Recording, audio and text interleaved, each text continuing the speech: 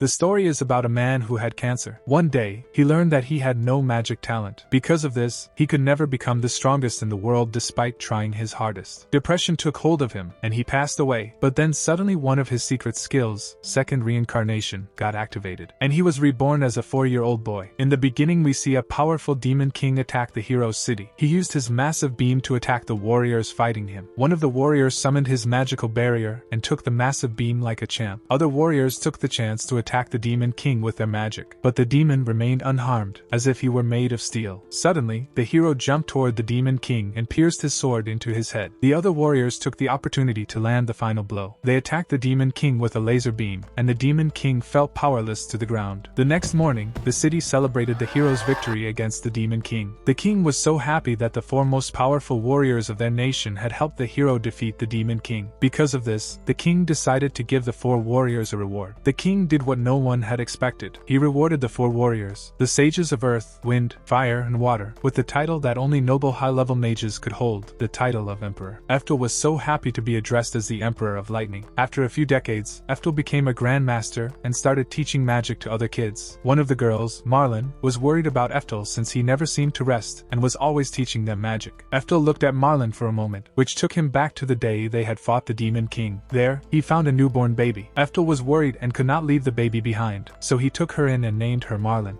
However, he worried that if Marlin found out he was the one who had killed her people, she might lose herself. But right now, Marlin seemed to be agitated. She wanted to learn magic and become perfect, but Eftel told her not to rush since she was not old enough to perform high-level spells. But Marlin didn't listen. She knew she was more capable than the other kids her age, so to prove herself, she went deep into the dangerous forest to fight demons and monsters. She stumbled upon a cave famous for being the home of a dangerous demon. She wanted to defeat that demon not just to prove she had power, but to prove she could now take Master Eftel's position as a teacher so Eftel could rest in his old age. But when the wolf monster found her, Marlin became scared. She started to run away as the wolf monster chased after her. Marlin thought of fighting the monster bravely, so she stopped and looked back. The monster was approaching her at a very high speed. Marlin gathered her energy and used her level 4 and level 5 magic spells to attack the wolf monster. But when the magic attacks hit him, the monster wasn't hurt. Instead, it became angry at Marlin. It glared at her with its shiny golden eyes filled with rage.